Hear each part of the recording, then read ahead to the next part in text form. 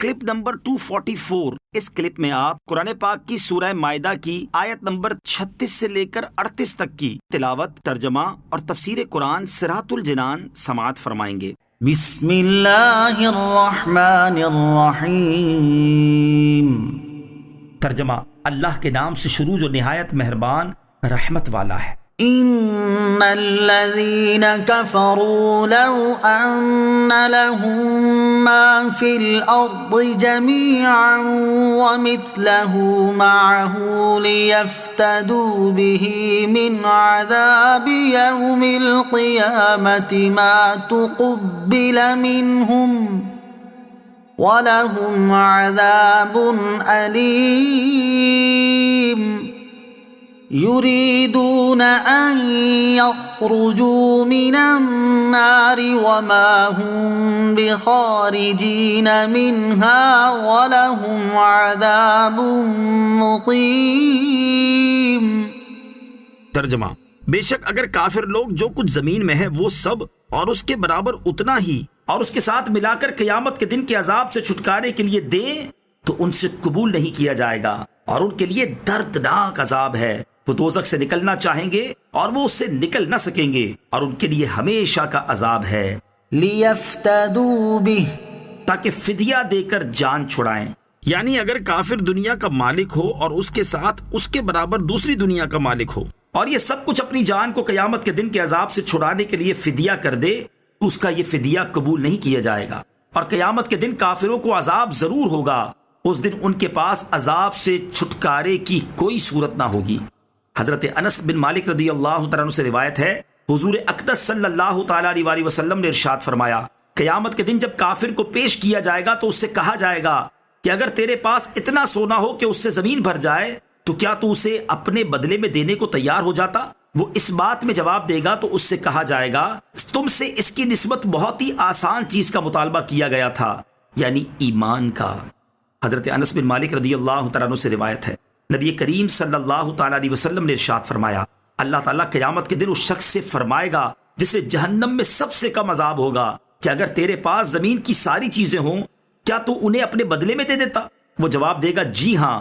اللہ تعالیٰ فرمائے گا میں نے اس سے بھی آسان چیز تجھ سے چاہی تھی جبکہ تو آدم کی پشت میں تھا کہ میرے ساتھ کسی چیز کو شریک نہ ٹھہرانا، تو تو نے انکار کیا اور میرے ساتھ شرک کرتا رہا۔ ایمان کی حفاظت کی فکر کرنا بہت ضروری ہے۔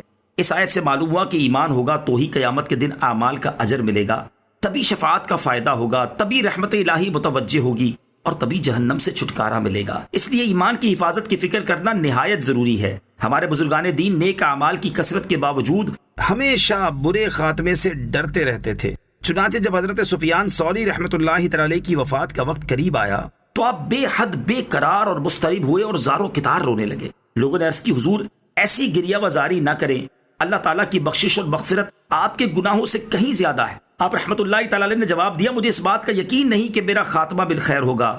اگر یہ پتا چل جائے کہ میرا خاتمہ ایمان پر ہوگا تو مجھے پہاڑوں کے برابر گناہوں کی بھی پرواہ نہ ہوگی۔ حضرت امام حسن بصری رضی اللہ تعالیٰ عنہ سے پوچھا گیا آپ کا کیا حال ہے؟ آپ رضی اللہ تعالیٰ عنہ نے فرمایا جس شخص کی کشتی دریا کے درمیان جا کر ٹوٹ جائے، اس کے تختے بکھر جائیں اور ہر شخص ہچکولے کھاتے تختوں پر نظر آئے تو اس کا کیا حال ہوگا؟ عرض کی گئی بے حد پریشان کن۔ آپ رضی اللہ تعالیٰ عنہ نے فرمایا میرا بھی یہی حال ہے۔ ایک بار آپ ایسے دل گرفتہ ہوئے کہ کئی سال تک ہنسی نہ آئی۔ لوگ آپ رضی اللہ تعالیٰ عنہ کو ایسے دیکھتے جیسے کوئی قید تنہائی میں ہے اور اسے سزائے موت سنائی جانے والی ہے۔ آپ سے اس غم و حزن کا سبب دریافت کیا گیا کہ آپ اتنی عبادت و ریاضت اور مجاہدات کے باوجود فکر مند کیوں رہتے ہیں؟ آپ رضی اللہ تعالیٰ عنہ نے فرمایا مجھے ہر وقت یہ خدشہ لاحق رہتا ہے کہ کہیں مجھ سے کوئی ایسا کام سرزد نہ ہو جائے جس کی وجہ سے اللہ تعالیٰ ناراض ہو جائے اور وہ فرما دے کہ تم جو چاہے کرو مگر میری رحمت تمہارے شامل حال نہ ہوگی۔ بس اسی وجہ سے میں اپنی جان پگھلا رہا ہوں۔ ایمان پہ موت بہتر او نفس تیری ناپاک زندگی سے۔ والسارق والسارقة فاقطعوا أيديهما جزاء